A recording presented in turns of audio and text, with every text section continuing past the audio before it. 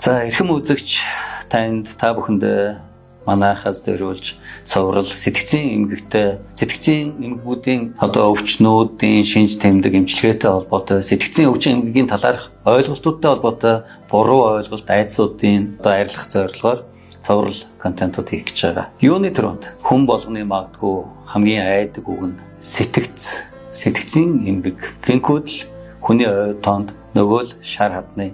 За одоогор л сэмүүд буюу сэтгцийн эрүүл мэндийн үндэсний төв бодогдно гэж бодглохлоор хүмүүсийн дотор чихүүд сүрч за нөгөө л галзуу өвчин ч гэдэг юм уу эсвэл сэтгцийн өвчнөд хүмүүс эдгэрдэггүй аимшигтэй гэсэн мэдрэмж дурсамжууд төрдөг. Тэгвэл сэтгцийн өвчин эмгэг гэдэг маань өөр тэр чигтээ аимшигын ертөнц мөн үү? Юу гэж бодож байна? Сэтгцийн өвчний олон улсын ангилал гэж байдаг. Тэнд хүний сэтгцтэй холбоотой бүх өвчнүүдийг хамруулдаг. За хамгийн түрүүнд хүн болгоны айдаг тэр өвчин бол солиорл. Энэ бол галзуу биш шүү. Яг л дараа нь бид нар галзуу гэдэг өвчнийг тайлбарласан бас богдхон бичлэг хийн. За солиорл буюу шизофрени гэсэн шизоаффектив синдром гэсэн F20 гэсэн бүлгийн бүлэг өвчнийг хэлдэг. Энэ нь бол яалтчгүй мэдээж дэмэрэл хий үзэгдэлтэй явагддаг учраас энгийн хүн ингээд тийм хүмүүстэй таарах юм бол айц төрхөц мэдрэмж төрнө. Гэхдээ энэ бол зөвхөн нэг л өвчин. За сэтгцийн өвчинд нойрны эмгэгүүд орно. Наазах нь 30-аас дээш насныхан нойрны ямар нэгэн асуудал тулгарч байгаагүй хүн байгааг гэдэгт бол би баг итгэхгүй байна. Нэг шөнийн нойрч гэдэг юм уу. Магадгүй олон сар жилээр нойрны хямралд өртсөн хүмүүс бол хэлбэг байдаг. За дээрэс нь F45-ын бүлэг буюу мэдрэл сулдлын хамшинч. Та бүхэн маш удаан хугацаанд амралтгүйгээр ажиллаад мэдээж ядардаг. Тэр ядаргаагаа ямар нэгэн байдлаар тайлахгүй бол та мэдрэл сулдлын хамшинчтай болно. Энд сэмүүдийн ядаргааны тасаг гэж магадгүй бүгдээрээ сонсон хамгийн сайн эмчилгээтэй тасаг. Гэтэл энэ бол зүгээр л ядаргаа. Ямар ч хүн тусаж болох өвчин. Гэхдээ сэтгцийн өвчний ангилд багтдаг. За дараагийн ангиллууд нь бол айдс F40 бүлэг сэтгэл хөдлөлийн эмгэгүүд гэж байгаа. Хүн болгоно айдс байдаг. Тэр ихүү багуу. Тэгэхээр фобиа гэсэн тодтолтой өвчнүүд байгаа.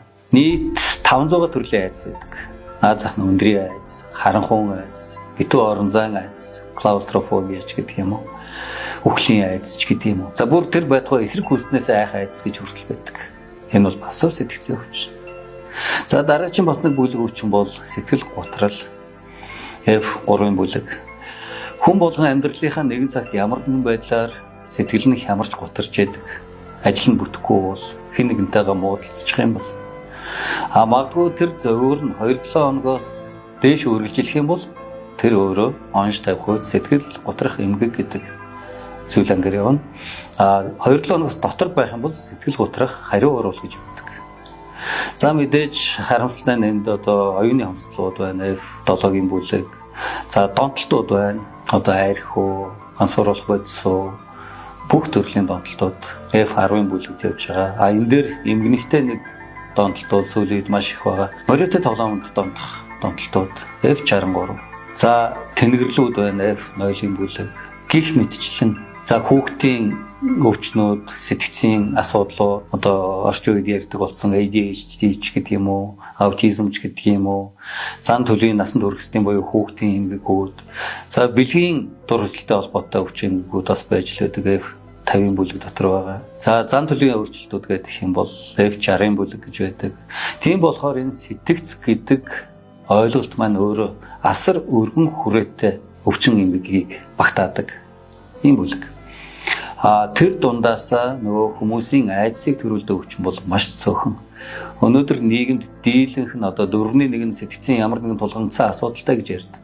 Тэгвэл тэд нар маань дийлэнх нь ядаргаач гэдэг юм уу, нойр гүйдэлч гэдэг юм уу. F45-ын нэг гэсэн бүлэг байгаа. F45 гэсэн. Тэнд юу орох вэ гэхээр тодорхой хэмжээгээр сэтгэл зүйн шалтгаан, бие махбодын өвчин эмгэгүүд ордог. Маш их стресснээс, ядарснаас болж биеийн тэнд нь өвдөлт үүсэх, зүрх өвдөх, дэлсэх, ходоод өвдөгч гэдэг юм уу. магадгүй булчин үе мөч толгой өвдөгч гэдэг юм уу. Тэгээд тэр өвдөлтүүд нь шилжээд байх юм бол шинжилгээнд дээр ямар ч өөрчлөлт гарахгүй байгаа юм бол энэ бол F45-1 гэсэн бүлэг байна. За хүн болгоны амьдралд ямар нэгэн байдлаар маш хэцүү үе тохиолддог. Магадгүй өө гашууч гэдэг юм уу, гэр бүлийнч гэдэг юм уу, санхүүгийнч гэдэг юм уу. Тэр үед мэдээж хүн болгоно л хямардаг. Энэ асуудалтай байх юм бол F43-1 гэсэн онцтой бүтэн PTSD, Post Traumatic Stress Disorder, гэмтлийн дараах стрессийн энэ бол баг хүн болгонд л тохиолддог. За энэ маань эмчлэгдэхгүй удах юм бол F43-ийн 2 гэсэн онцтой бүтэн дасан зохицох үед. Гэхдээ 43-ийн 2 ч гэсэн бас эмчлэгддэг өвчин шүү. Тийм болохоор та бүхэн маань сэтгцийн өвчин эмгэг, сэтгцийн эрүүл мэндийн үндэсний төв гэдэг үгнээс хайх шаардлага бол байхгүй. Бидний амьдралын өдөр тутмын амьдралд тохиолддог заавал өвчин гэхээсээ илүү магадгүй эмгэг, хариу урвалж гэдэг юм уу. Тийм асуудлуудыг л багтаасан ийм бүлэг өвчний ангил байгаа шүү.